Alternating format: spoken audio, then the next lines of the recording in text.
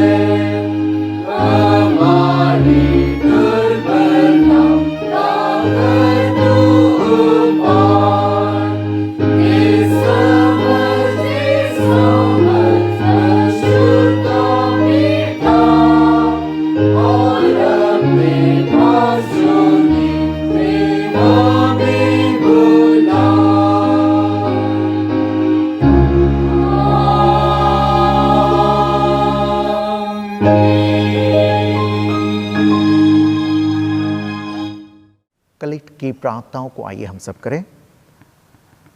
हे परमेश्वर, हम अपने जीवन के लिए तुझको धन्यवाद देते हैं और तेरे चुनाव के लिए धन्यवाद देते हैं कि तूने हम सब के जीवन को, हम सब के शरीर को मंदिर के रूप में तूने स्थापित कर दिया है।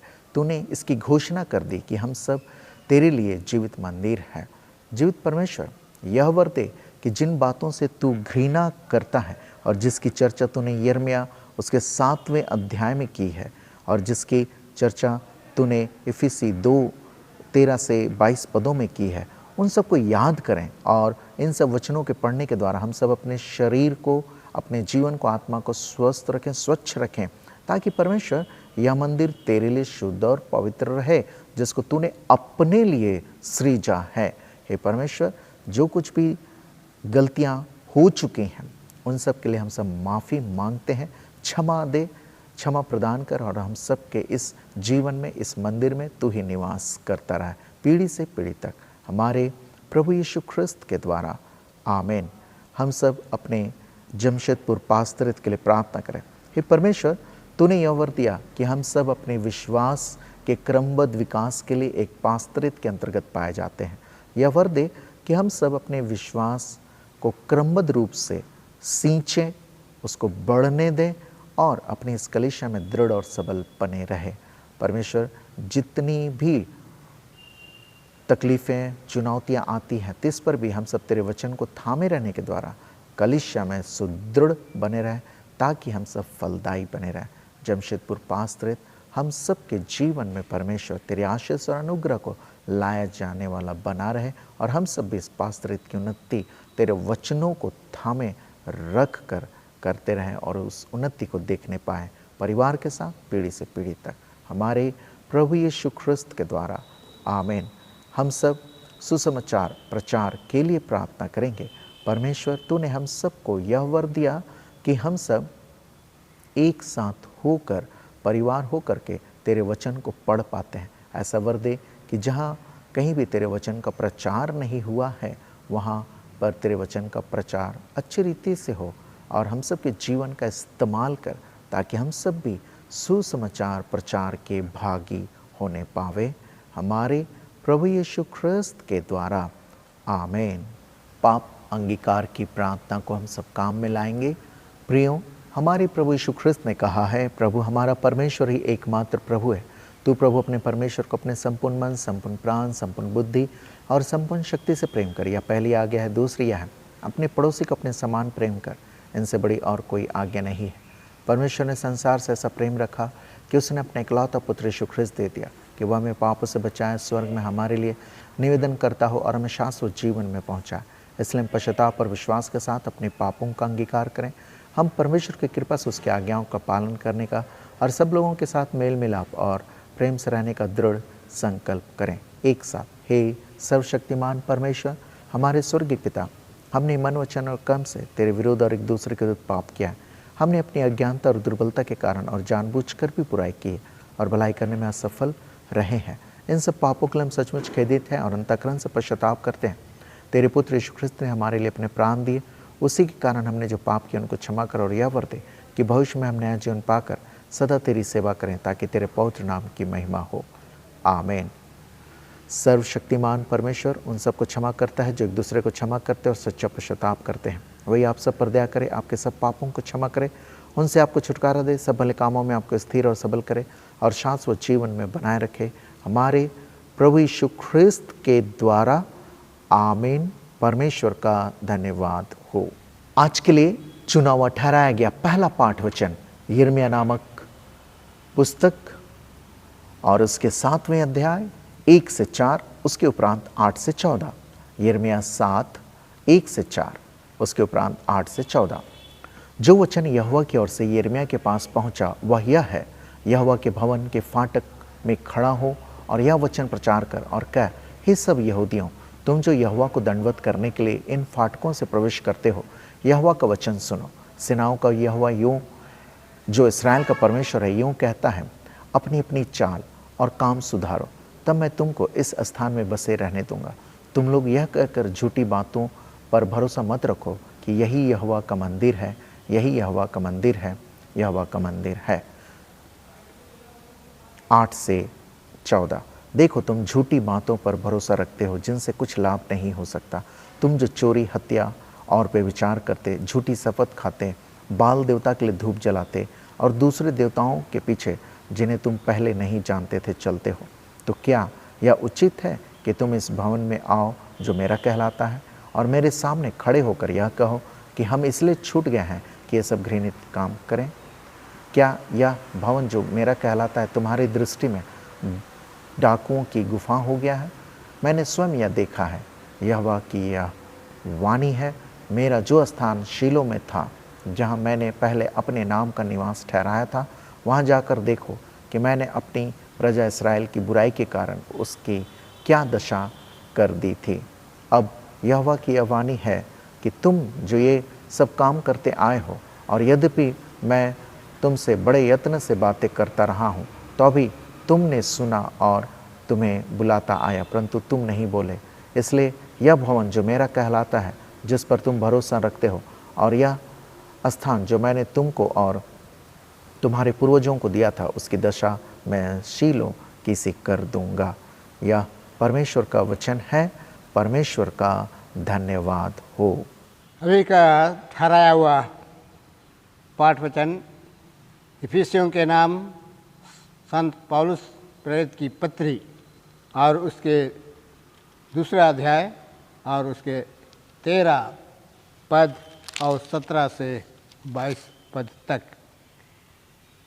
इफिसियों की पत्री और उसके दूसरा अध्याय और उसके 13 पद और 17 से 22। पर अब तो मसीह यीशु में तुम जो पहले दूर थे, मसीह के लहू के द्वारा निकट हो गए हो। 17 पद से। और उसने आकर तुम्हें जो दूर थे और उन्हें जो निकट थे, दोनों को मेल मिलाप का सुसमाचार सुनाया, क्योंकि उस ही के द्वारा हम दोनों को एक आत्मा में पिता के पास पहुँच होती है। इसलिए तुम अब विदेशी और मुसाफिर नहीं रहे, परंतु पवित्र लोगों के संगी, स्वदेशी और परमेश्वर के घराने के हो गए हो, और प्रेरितों और भविष्यद्वक्ताओं की नींव पर, जिसके कोने का पत्थर मसीह यीशु आप ही है, बनाए गए हो, जिस में सारी रचना एक साथ मिलकर प्रभु में एक पवित्र मंदिर बनती जाती है, जिसमें तुम भी आत्मा के द्वारा पवित्र परमेश्वर का निवास स्थान होने के लिए एक साथ बनाए जाते हो। या परमेश्वर का वचन है। परमेश्वर का धन्यवाद हो। गीत संख्या 203, हिम नंबर 203।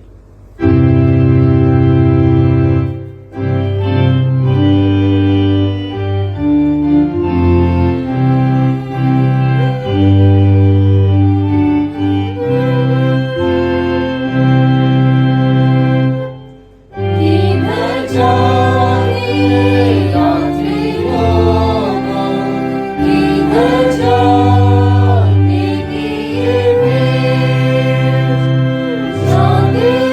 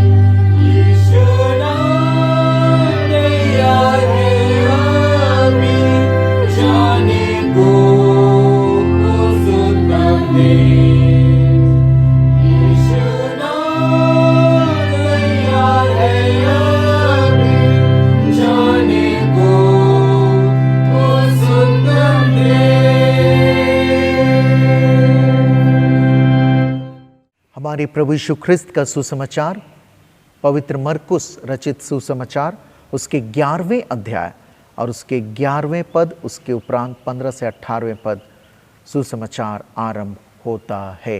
हे प्रभु यीशु ख्रिस्त तेरी महिमा होवे। मरकुस 11 और उसके 11वां पद। और वह यरूशलेम पहुंचकर मंदिर में आया और चारों ओर सब वस्तुओं को देखकर बारों के साथ बैतनिया गया, क्योंकि सांझ हो गई थी। 15 पद से आगे।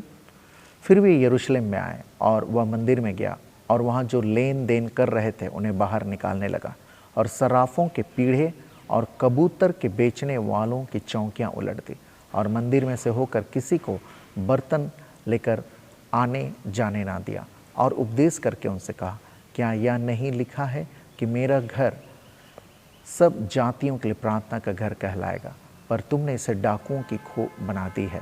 यह सुनकर महायाजक और शास्त्री उसके नाश करने का अवसर ढूंढने लगे, क्योंकि उससे डरते थे, इसलिए कि सब लोग उसके उपदेश से चकित होते थे। यह प्रभु यीशु ख्रिस्त का सुसमाचार है। हे प्रभु यीशु ख्रिस्त तेरी स्तुति होवे। मसीह में मेरे प्रियो, हम सब ने आज के विषय को सुन लिया है कि परमेश्वर का सच्चा मंदिर, परमेश्वर का और वो भी सच्चा मंदिर। हम परमेश्वर के नाम मात्र मंदिर नहीं है, लेकिन परमेश्वर के सच्चे मंदिर है। ये आज का विषय है। और हम लोगों ने जो पाठ पढ़ा यिर्मयाह 7 1 से 4 8 से 14, इसमें परमेश्वर ने शिलोह की चर्चा की है, जहाँ पर परमेश्वर ने उस शिलोह के मंदिर को उसको गिरा दिया, उसके विषय में उसकी चर्चा की। और उसका कारण यह था कि परमेश्वर के विपरीत या परमेश्वर की इच्छा के खिलाफ ऐसी घटनाएं और बातें वहाँ पर हुई और इसलिए उन सब को परमेश्वर ने गिरा दिया, परमेश्वर ने अपनी आत्मा वहाँ से हटा ली। सो मंदिर का अर्थ यहाँ पर सिर्फ यही होना चाहिए शाब्दिक रूप से, जहाँ ईश्वर निवास करते हैं, जहाँ ईश्वर की आत्मा निवास करती है, मंदिर। और सच्चा मंदिर कहने से सिर्फ यही है कि यीशु मसीह ने यूहन्ना 14 अध्याय 1 से 6 में कहा कि मार्ग सत्य और जीवन मैं हूँ। यानी कि हम जो मंदिर है, अब इस मंदिर में यीशु मसीह रहता है। यीशु मसीह इस मंदिर में रहता है। हम मेरे शरीर में, आपके शरीर में यीशु मसीह रहता है। इसलिए ये सच्चा मंदिर होना चाहिए, बिल्कुल भी सच्चा मंदिर होना चाहिए।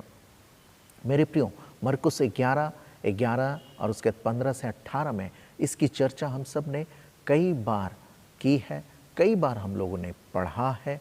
आज फिर से मनन करते हैं परमेश्वर की उपस्थिति में। निश्चय हम सबको एक नया अर्थ मिलेगा। यहाँ पर 15 से आगे है, मंदिर यरूशलेम में घुसते हैं, वहाँ जो कि लेन देन कर रहे थे लोग और उन्हें बाहर निकालने यीशु मसीह लगा। यह दूसरा अवसर था जब यीशु मसीह ने मंदिर को शुद्ध किया। पहला यूहन्ना 2 अध्याय 13 से 17 में उसकी सेवा के आरंभ में यीशु ने ऐसा किया। बलिदान हेतु निष्कलंक पशुओं का विक्रय किया जाता था और मंदिर में कर चुकाने हेतु निर्धारित मुद्रा आधा शेकेल के लिए यूनानी और रोमी मुद्रा का विनियम किया जाता था। व्यापारी मंदिर को अपवित्र करने तथा मुनाफाखोरी के दोषी थे। और यहाँ पर यीशु मसीह के लिखित वचन में कहा गया है कि 15वें पद में मरकुस 11:15 में कहता है कि सर्राफों के पीढ़े और कबूतर बेचने वालों की चौकियां उलट दी। यही वह भाग है जहाँ से हम यूनानी भाषा फिर अंग्रेजी भाषा को अगर मिलाएंगे तो यहीं से बैंक शब्द उत्पन्न हुई है, क्योंकि वे बेंच में बैठा करते थे और पीछे बेंच में बैठ के आगे वे लोग पैसा ले लेते थे, वस्तुओं का लेन देन करते थे। तो जो पैसा उनको मिलता था और जो पैसा वे देते थे उन सब का पीछे बैठकर कुछ व्यक्ति गिनते थे, बेंच में बैठकर गिनते थे पैसों को। इसलिए संभवतः उसी बेंच से वो बैंक शब्द आ गया होगा, जहाँ पैसों को गिनते हैं, पैसों को मिलाते हैं, जहाँ पैसों का हिसाब रखते हैं। ऐसा बेंच में वो करते थे, पीछे बैठे हुए बेंच में, और उसी बेंच से वो बैंक शब्द आ गया। तो बड़ा धन्यवाद हो कि आज हम बैंकिंग प्रणाली के बिना नहीं जी सकते, लेकिन यह आज हमारे लिए एक अच्छा संदेश है कि हम यीशु के बिना भी नहीं जी सकते। तो यीशु जिसने आपके और मेरे लिए क्रूस पर अपना बलिदान दे दिया, उस यीशु के सच्चे मंदिर हम सब बन गए हैं। पहला कुरिन्थियों 3 अध्याय अगर पढ़ें, ये पूरे उपदेश का सारांश यहाँ पर है। उपदेश का सारांश यहाँ पर है। हम चौकस रहें कहता है। पहला कुरिन्थियों 3 अध्याय के 10वें पद में कहता है, क्योंकि हम सबको सच्चे मंदिर के रूप में बने रहना है। इसलिए यहाँ पर पौलुस कहता है कि परमेश्वर के उस अनुग्रह के अनुसार जो मुझे दिया गया, मैंने बुद्धिमान राजमिस्त्री की नाई नेव डाली और दूसरा उस पर रद्दा रखता है। परंतु हर एक मनुष्य चौकस रहे कि वह उस पर कैसा रद्दा रखता है, क्योंकि उस नेव को छोड़ जो पड़ी है और वह यीशु मसीह है, कोई दूसरी नेव नहीं डाल सकता। याद रखिएगा, हमारे पवित्र मंदिर की नेव में कौन है?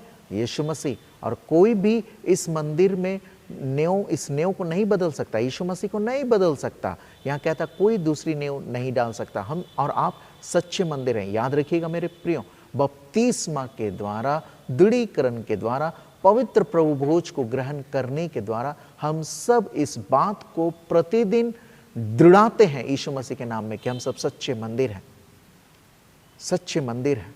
जी हाँ मेरे प्रियो, मैं नकारात्मक बातें नहीं कह रहा हूँ, सकारात्मक सच्चे मंदिर है। आइए ना केवल सच्चे मंदिर की तरह रहें।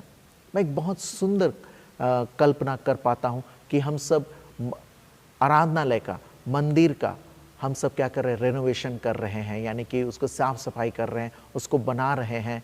हाँ, और तब क्या लगता है? उसको हमें प्रेम से, प्रेम रूपी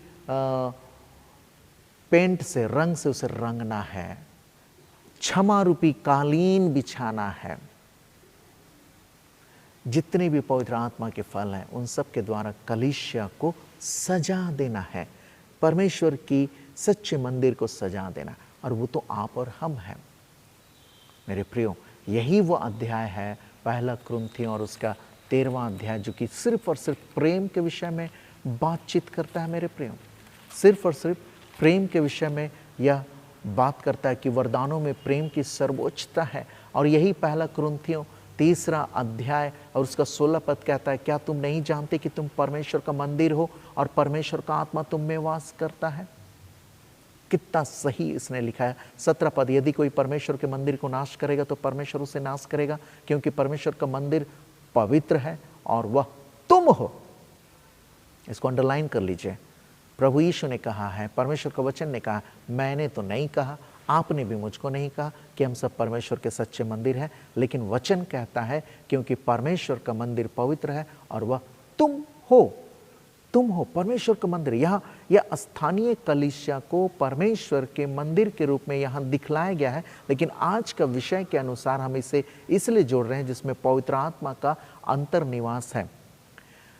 6:19 में एक विश्वासी परमेश्वर का मंदिर है। पहला कुरिन्थियों 6 और 19 को हम सब पढ़ें तो उसमें लिखता है, क्या तुम नहीं जानते कि तुम्हारी देह पवित्र आत्मा का मंदिर है जो तुम में बसा हुआ है और तुम्हें परमेश्वर की ओर से मिला है, और तुम अपने लिए और तुम अपने नहीं हो, और तुम अपने नहीं हो क्योंकि दाम लेकर मोल लिए गए हो, इसलिए अपनी देह के द्वारा परमेश्वर की महिमा करो। क्या सुंदर सारांश है मेरे प्रियो, क्या सुंदर सारांश है ये। ये पहला कुरिन्थियों 6 अध्याय भी आप पढ़ेंगे तो ये वास्तव में तो यह है कि हम सब अन्य जातियों की तरह रहने के लिए नहीं इकट्ठे हुए हैं, कलीसिया में नहीं है, कलीसिया की सदस्यता हमने नहीं ली है। हम सब वास्तव में मसीही लोग हैं, इसलिए कलीसिया की सदस्यता हम में बसती है और इसलिए हम सब पवित्र बने रहे। अन्य लोगों के पास अपने लड़ाई झगड़ा, अपने जो मतभेद हैं उसको ना कहें। यहाँ पर पहला कुरिन्थियों 6 अध्याय पूरे उसी विषय में ही लिखा है मेरे प्रियो। बहुत सुंदर ये झगड़ा के विषय में लिखा है कि वे मामले जिसमें संपत्ति सम्मिलित हो, ना कि आपराधिक मामले जिसमें संवैधानिक या प्रशासनिक हस्तक्षेप हो, संपत्ति वाली लड़ाई। और यहाँ पर पहला कुरिन्थियों 6:2 में इस बात को पौलुस ने कहा है कि पवित्र लोग जगत का न्याय करेंगे। सो मसीह के साथ हमारे एकीकरण के कारण हम इस न्याय में उसके साथ सहभागी होंगे मेरे प्रियो। हम स्वर्गदूतों का भी न्याय करेंगे। दूसरा पत्रस 2:4-9 में कहता है, यहूदा 6 में भी लिखा हुआ है और 6 पद में भी लिखा है, यहूदा 6 पद में भी लिखा है। मेरे प्रियो, कितनी अधिक बातें आपके और मेरे विषय में लिखी है कि हम सच्चे मंदिर हैं और क्या हम सच्चे मंदिर को बनाए रख रहे हैं। यिर्मयाह को पढ़िएगा तो रोंगटे खड़े हो जाएंगे। 7वां अध्याय 1-4 और 8-14 परमेश्वर स्पष्ट रूप से कहता है कि मैं इस बड़े मंदिर में नहीं बसता, लेकिन मैं जिसमें बसता हूं वह तुम हो। और वह चाहता है कि हम सब सादगी सफाई से रहें।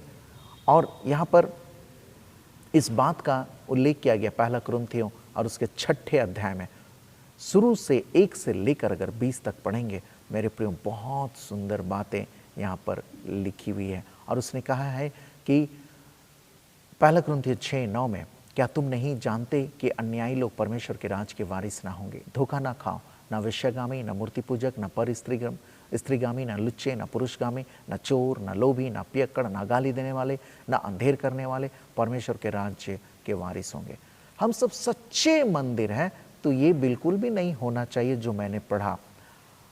और 11वें पद में लिखता है, और तुम में से कितने ऐसे ही थे, परंतु तुम प्रभु यीशु मसीह के नाम से और हमारे परमेश्वर के आत्मा से धोए गए और पवित्र हुए और धर्मी ठहरे। हम सब बिल्कुल ही अधर्मी थे, लेकिन यहाँ पर पौलुस चीख कर कहता है कि हम सबको धो दिया गया है, हमारे परमेश्वर के आत्मा से हम लोग को धो दिया गया है, हम पवित्र हो गए हैं और धर्मी ठहरे हैं। और तब तो हमारे लिए कहा गया है कि हम परमेश्वर के सच्चे मंदिर हैं। इस विषय में बोलने समझाने से ज्यादा मनन करने की आवश्यकता है मेरे प्रियो, कि हम क्यों परमेश्वर के सच्चे मंदिर हैं। हम क्यों परमेश्वर के सच्चे मंदिर हैं। पहला कुरिन्थियों 6:16 में कहता है, क्या तुम नहीं जानते कि जो कोई वेश्या से संगति करता है वह उसके साथ एक तन हो जाता है, क्योंकि वह कहता है कि वे दोनों एक तन होंगे। मेरे प्रियो, ये बहुत गहरी बात है। यदि हम किसी पराई स्त्री के साथ संबंध बनाते हैं तो वास्तव में हम उस बुराई के साथ हमने संबंध बनाया जिससे परमेश्वर घृणा करता है, जिसकी आज्ञा परमेश्वर ने नहीं दी। देखिए, हम पवित्र और सच्चे मंदिर तो आत्मिक रूप से, आंतरिक रूप से बने हुए हैं। प्रभु यीशु ने हम सब, परमेश्वर ने अपनी आत्मा से हम सबको धो दिया है, जो पहला कुरिन्थियों 6:11 में कहता है, उसने धो दिया है और हम सबको साफ रखा है, पवित्र रखा है। इसलिए यहां पर बहुत सारी बातों का, जो कि 9 से 11 क्षमा करें 10 पद, 9 और 10 पद में जो लिखा है, इन सब बातों को आप कृपया घर में जरूर पढ़ें। पहला कुरिन्थियों 6:9 और 10। तब आप सब महसूस करेंगे कि वास्तव में परमेश्वर क्यों हम सबको अपना पवित्र मंदिर बना के रखा, और वो पसंद करता है कि हम पवित्र बने रहें, परमेश्वर के लिए पवित्र बने रहें। 19 पद पहला कुरिन्थियों 6:19 में कहता है, क्या तुम नहीं जानते कि तुम्हारी देह पवित्र आत्मा का मंदिर है। पहला कुरिन्थियों 3:16 में लिखता है, क्या तुम नहीं जानते कि तुम परमेश्वर का मंदिर हो। पहला कुरिन्थियों 3:16 को लिखिए, जहां वचन कहता है तुम परमेश्वर का मंदिर हो। और पहला कुरिन्थियों 6:19 में कहता है, क्या तुम नहीं जानते कि तुम्हारी देह पवित्र आत्मा का मंदिर है, और हम सब पवित्र आत्मा के समय में जीवन व्यतीत कर रहे हैं, जो तुम में बसा हुआ है, यानी हम सब में बसा हुआ है। और यह सब कुछ हमें परमेश्वर की ओर से मिला हुआ है। हम कुछ भी नहीं कि हम पवित्र कहलाएं, हम कुछ भी नहीं जो यीशु मसीह को अपने पास बुला सके, लेकिन स्वयं परमेश्वर ने चाहा कि मैं और आप उसके स्वरूप में सृजे जाएं, क्योंकि वह परमेश्वर पवित्र है और हम जो सृजे गए हैं पवित्र बन चुके हैं, पवित्र बन चुके हैं। मेरे प्रियो 6:20 में कहता है, पहला कुरिन्थियों 6:20 में, क्योंकि दाम लेकर मोल लिए गए, इसलिए अपनी देह के द्वारा परमेश्वर की महिमा करो। अपनी देह, आप और हम अपनी देह से परमेश्वर की महिमा करें।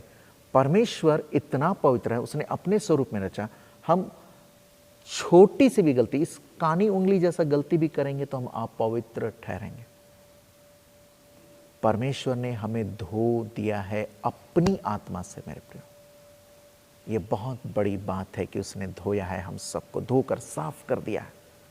अब हम परमेश्वर के लिए पवित्र मंदिर ठहरे। अब पवित्र मंदिर ठहरे हैं, पवित्र मंदिर ठहरे हैं, तो मंदिर में लोग क्या करते हैं? देखते हैं, माथा टेकते हैं, नमस्कार करते हैं, प्रणाम करते हैं, दूर से ही झुकते हैं, सलाम करते हैं। आप और हम पवित्र मंदिर हैं। क्या आप और मुझको देख करके, हमारे चाल चलन को देख करके, हमारे सफाई को देख करके, हमारे पवित्रता को देख करके, क्या वे परमेश्वर की महिमा कर रहे हैं? वे सलामी ठोक रहे हैं? एक भवन जो मंदिर है, आराधनालय है, चर्च है, लोग उसको देखते हैं और श्रद्धा से अपना सर झुकाते हैं। मेरे प्रियो, ये आपके लिए और मेरे लिए ड्यूटी है कि जब लोग हमें भी देखें तो श्रद्धा से सिर झुकाएं, इसलिए क्योंकि हम सब परमेश्वर के सच्चे मंदिर है। इसलिए नहीं कि मैं बड़ा हूं, इसलिए क्योंकि परमेश्वर बहुत बड़ा है। और ये आपके और मेरी बोली, व्यवहार और परमेश्वर के वचनों में बने रहने के द्वारा ही हो पाएगा, और कुछ दूसरे कारण से बिल्कुल भी नहीं होगा मेरे प्रियो। वरना हम सब यिर्मयाह 7 अध्याय जैसे परमेश्वर ने सिलो में जो कार्य किया था नष्ट करने का, वो आज भी कर सकता है आपके और मेरे जीवन में, नष्ट करने का। लेकिन चूंकि उसने अपने हाथों से, अपनी आत्मा से हम सबको धो दिया है, इसलिए वो चाहता है और अवसर देता है परमेश्वर कि हम सब पवित्रता की ओर लौटें, पवित्रता में बने रहें। और यह सब कुछ कैसे दिखेगा? आपके और मेरी बोली से, व्यवहार से। मेरे प्रियो, पवित्र आत्मा हमें कायल करता है। यहां पर लिखता है पहला कुरिन्थियों 6:19 में कि तुम पवित्र आत्मा का मंदिर हो। पवित्र आत्मा कायल करता है कि हमने ये गलतियां की हैं। कायल करता है अगर हम कोई ऐसा कार्य करते हैं जिसे परमेश्वर नहीं पसंद करते, वो हम सबको कायल करता है कि अभी हम क्षमा मांग लें। जी हां मेरे प्रियो, क्षमा मांग लें। हम अपने इस देह के द्वारा किए गए कार्यों के लिए क्षमा मांग लें, क्योंकि परमेश्वर इसे पवित्र रखना चाहता है मेरे प्रियो, पवित्र रखना चाहता है। और उसने हम सबको पवित्र ठहराया कि हम सब क्या करें?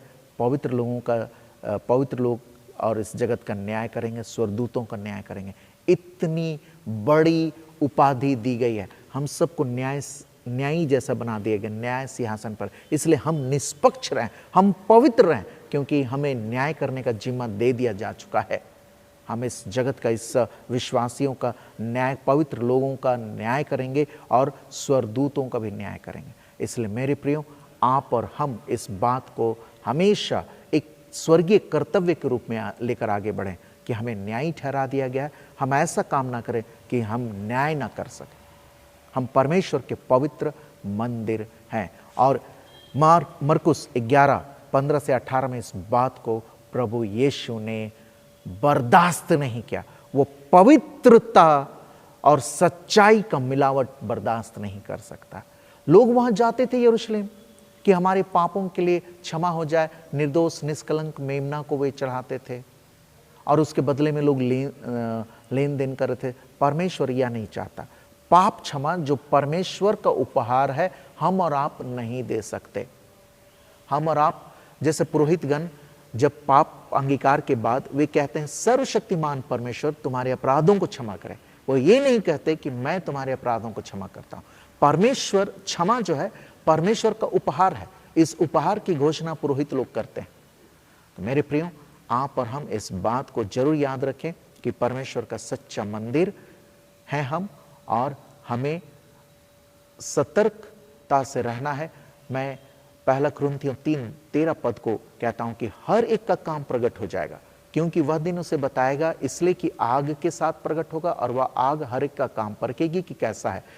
जिसका काम उस पर बना वह स्थिर रहेगा, वही मजदूरी पाएगा। और यदि किसी का काम जल जाएगा तो वह हानि उठाएगा, पर वह आप बच जाएगा। परंतु जलते जलते क्या तुम नहीं जानते कि तुम परमेश्वर का मंदिर हो? इस बात को लिख लीजिएगा, 1 कुरिन्थियों 3:16 और 1 कुरिन्थियों 6:19। हम परमेश्वर के मंदिर हैं और पवित्र आत्मा हम में वास करता है।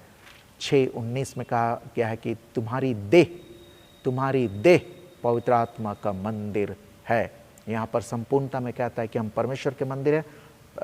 1 कुरिन्थियों 6:19 में कहता है कि तुम्हारी देह, हम सब की देह पवित्र आत्मा का मंदिर है जो हम सब में वास करता है। सचेत हो जाए, पवित्र आत्मा को रूठने ना दें। और यह एक ही बात से संभव है कि प्रतिदिन हम यीशु मसीह के बहाए हुए लहू को स्मरण करें, हमारी पवित्रता बनी रहेगी। प्रत्येक दिन हम परमेश्वर के बलिदान को स्मरण करें जो उसने आपके लिए और मेरे लिए और पूरी मानव जाति के लिए और पूरी पीढ़ी के लिए उसने कर दिया।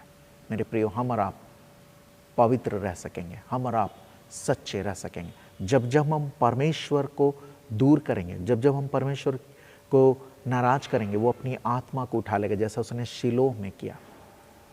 क्या आप और हम चाहेंगे कि हम परमेश्वर की आत्मा हमारे से दूर चली जाए? बिल्कुल नहीं। मेरे प्रियो, घाटे का सौदा ना करें। हम सब लाभ के लिए बनाए गए हैं, अपने लिए नहीं, लेकिन कई एक लोगों के लिए लाभ लाने के लिए। मेरे प्रियो, हम याद करें ऐसे लोगों को भी जो लोग किसी भी कारण निराश हैं, दुखित हैं, उदास हैं। ऐसे लोगों को याद करें जो परमेश्वर, जो भूखे नंगे बेसहारा, अपंग अपाहिज रोगी गरीब है। याद करें हम सच्चे मंदिर हैं। हमारे यहाँ से लोगों के लिए चंगाई, लोगों के लिए भोजन, लोगों के लिए दवाइयाँ, लोगों के लिए शांति की बातें, ये सब निकलनी चाहिए, क्योंकि आप और हम सच्चे मंदिर हैं। आइए प्रार्थना करें। परमेश्वर, हम सब धन्यवाद देते हैं कि तूने हम सबको सच्चे मंदिर के रूप में निरूपित किया है। यह वर दे कि हम सब तुझ में दृढ़ और सबल बने रहें सर्वदा, क्योंकि हम सब तेरे मंदिर हैं और हमारी देह पवित्र आत्मा का मंदिर है।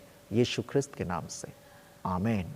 आइए हम सब अपने विश्वास की घोषणा प्रेरितों के विश्वास वचन को बोलकर करें। मैं सर्वशक्तिमान पिता, स्वर्ग और पृथ्वी के सृष्टिकर्ता परमेश्वर पर विश्वास करता हूँ। मैं उसके इकलौते पुत्र हमारे प्रभु यीशु ख्रिस्त पर विश्वास करता हूँ। वह पवित्र आत्मा के सामर्थ्य से गर्भ में आया और कुंवारी मरियम से जन्मा। उसने पोंतियुस पिलातुस के शासन में दुख भोगा। वह क्रूस पर चढ़ाया गया, मरा और काढ़ा गया और मृतकों के लोक में उतरा। तीसरे दिन वह जी उठा, वह स्वर्ग पर चढ़ गया और पिता की दाहिनी ओर विराजमान है।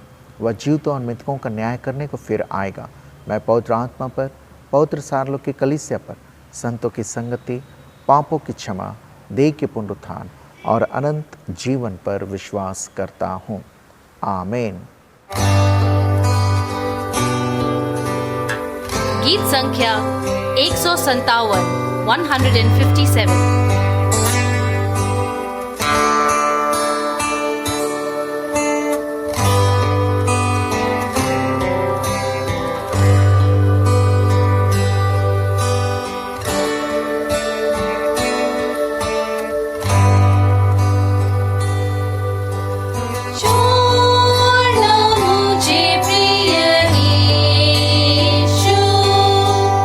मुझे ग्रहण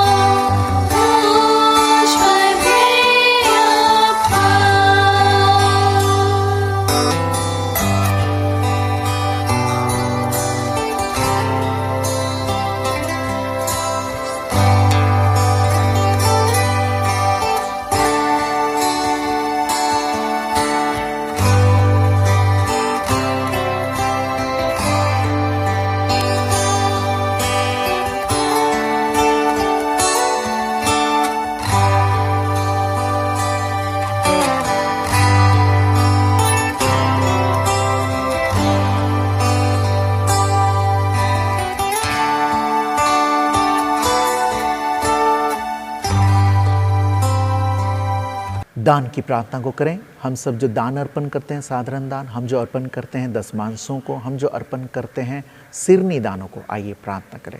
जीवित ईश्वर, हम अपने दानों को तेरे निकट लाते हैं परमेश्वर। इन दानों को तो स्वीकार कर ले, और जितने लोगों ने इन दानों को इकट्ठा किया है, उन इकट्ठा किए हुए दानों के द्वारा परमेश्वर तेरी आशीष और अनुग्रह प्रत्येक के जीवन में बनी रहे, और उनके भंडार सदा सर्वदा भरे पूरे रहे, ताकि भंडारों के भरे पूरे रहने के द्वारा परिवार के हर एक सदस्यों की आवश्यकता की पूर्ति होने पावे, और तेरे लोग परमेश्वर शांति के स्थानों पर निवास करने पाएँ भरपूरी से, हमारे प्रभु यीशु ख्रिस्त के द्वारा, आमीन।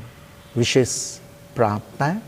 भजन 103। हे मेरे मन यहोवा को धन्य कह, और जो कुछ मुझ में है वह उसके पवित्र नाम को धन्य कह। हे मेरे मन यहोवा को धन्य कह, और उसके किसी उपकार को ना भूलना।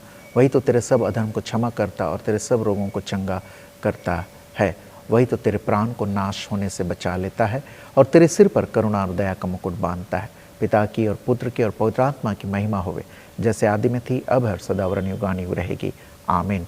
हे परमेश्वर, हम सब प्रार्थना करते हैं जितने लोग पूरे सप्ताह अपने जन्मदिन को मनाएंगे, पूरे सप्ताह अपने वैवाहिक वर्षगांठ को मनाएंगे, वैसे लोगों के लिए भी प्रार्थना है जो लोग परमेश्वर धन्यवाद दे रहे हैं, प्रतिदिन तूने उनके जीवन को छू लिया है, आशीष और अनुग्रह से भर दिया है। कितने लोग बीमार थे परमेश्वर, वे चंगे हो गए हैं, उन सब के लिए भी हम सब धन्यवाद अर्पण करते हैं। और जो किसी भी कारण से निराश हैं, दुखित हैं, उन सबको भी याद करते हैं इस प्रार्थना में। सभी तेरे आशीष और अनुग्रह से भरे पूरे रहें। ये तेरी इच्छा है कि परमेश्वर तू अपनी उपस्थिति हम सब के जीवन में बनाए रखता है। तो हे परमेश्वर, तेरी इच्छा इस पृथ्वी पर पूरी होती रहे जैसे स्वर्ग में होती है। परमेश्वर, प्रत्येक लोग आशीषित और आनंदित रहे पूरे सप्ताह, पूरे जीवन भर, हमारे प्रभु यीशु ख्रिस्त के द्वारा, आमीन। प्रार्थना की संपूर्णता हेतु एक साथ मिलकर प्रभु की प्रार्थना हम सब करेंगे। हे हमारे पिता, तू जो स्वर्ग में है, तेरा नाम पवित्र माना जाए, तेरा राज आए, तेरी इच्छा जैसे स्वर्ग में पूरी होती है वैसे पृथ्वी पर भी हो। हमारे दिन भर की रोटी आज हमें दे, हमारे अपराधों को क्षमा कर जैसे हमने अपने अपराधियों को क्षमा किया है। हमें परीक्षा में ना डाल, परंतु बुराई से बचा, क्योंकि राज, पराक्रम और महिमा अब और सर्वदा तेरी ही है, आमीन। समापन प्रार्थना करें। हे जीवित स्वर्गीय परमेश्वर, धन्यवाद देते हैं कि तूने हम सबको आरंभ से लेकर अभी तक सुरक्षित रखा। इस आराधना के आरंभ से लेकर अभी तक परमेश्वर, गीतों के गाने, वचनों को पढ़ने, सुनने, मनन करने में तूने अगुवाई की है। हम सब तेरी उपस्थिति से आनंदित हुए हैं परमेश्वर। और धन्यवाद तेरे वचन के लिए कि हम सब तेरे वचन के अनुसार हम सब तेरे मंदिर हैं। हम सब के मंदिर में, इस देह में पवित्र आत्मा का निवास है। धन्यवाद हे परमेश्वर, जब हम सब पूरे दैनिक कार्यों में संलग्न होते हैं, सम्मिलित करते हैं, तो परमेश्वर तू हम सब के दैनिक कार्यों में हो। हम सब के कार्यों को करने में, छोटे बच्चों के पढ़ाई लिखाई, खेल कूद, बड़े लोगों के जीविका के लिए, नौकरी के लिए, व्यवसाय के लिए, सबके लिए प्रार्थना है। सभी अपने अपने कार्यों में संलग्न होंगे तो उन सब के साथ तू हो ले, ताकि परमेश्वर अगले प्रभुवार को फिर मिले और तुझे धन्यवाद दें, स्तुति वंदना करने पाए। पूरी आराधना में प्रत्येक की अगुवाई करने के लिए धन्यवाद, हमारे प्रभु यीशु ख्रिस्त के द्वारा, आमीन। परमेश्वर की शांति जो सारी समझ से परे है, परमेश्वर के और उसके पुत्र हमारे प्रभु यीशु ख्रिस्त के ज्ञान और प्रेम में आपके हृदय और विचारों को सुरक्षित रखे, और सर्वशक्तिमान परमेश्वर पिता, पुत्र और पवित्र आत्मा की आशीष आप सभी पर हो और आपके साथ सर्वदा रहे, आमीन, आमीन, आमीन। गीत संख्या 144, हिम नंबर 144।